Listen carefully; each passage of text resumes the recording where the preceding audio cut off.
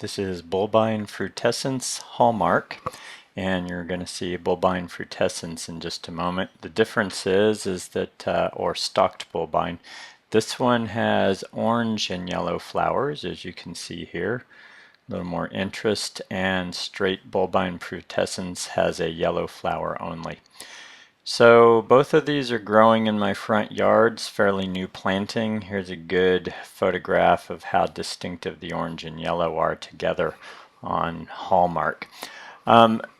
Great little perennial, has a grass-like foliage. It's succulent and very low water. These get about 12 to 18 inches tall for the foliage, and overall they're going to be 18 to 24 inches when in bloom. Here's a straight Bulbine Frutescens here in a mass planting. So when planting these, they can spread by kind of a tuberous rhizome, and so what you can do, I plant these on 1-gallon containers at about 18 inches to 2 feet on center. Now here are a little planting of Frutescens, and both of these plantings are only about 3 months old in this shot. One of the things I've noticed is that Bulbine Frutescens, this one here, the flower stalks are laying on their sides a lot. I've just pruned a lot of them off to try and encourage them to be more upright. You can see in this photo they're doing fine. They're not doing that.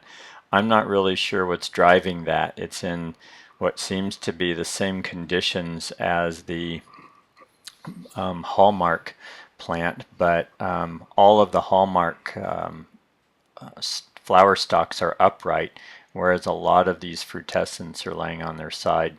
Now, a lot of times in plantings, if you fertilize, give too much nitrogen, then you can get things like that, or if it's too shady. These are in full sun all day long, and I haven't fertilized them at all. I'm not giving them any food. And by the way, this is in October, what you're looking at. These tend to bloom in spring, and the shot of the Bulbine Frutescens in the big mass there in bloom, those are taken in April and May, so really doing their big show in the spring.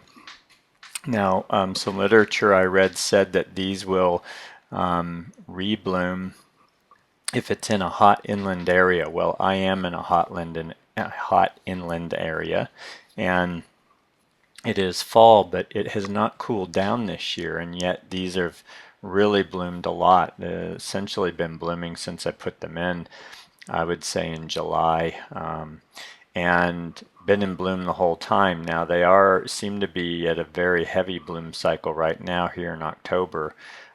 So a lot of times length of day will drive that type of thing, and the spring length of day and the fall length of day are similar, so that may be what's going on with the heaviest bloom.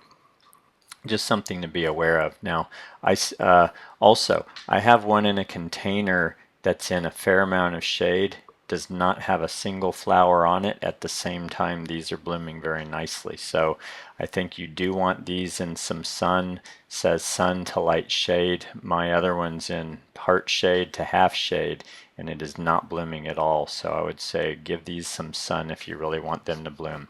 They're good by the coast. The deer don't eat them, and they're hardy down to about 20 degrees Fahrenheit. And apparently if they freeze, they'll even come back from down to 10 degrees Fahrenheit. Very low water, great little accent plant, long bloom. Oh, also deadhead, and you'll get a better, cleaner looking plant with a heavier bloom next time around. And that's Bulbine Frutescens.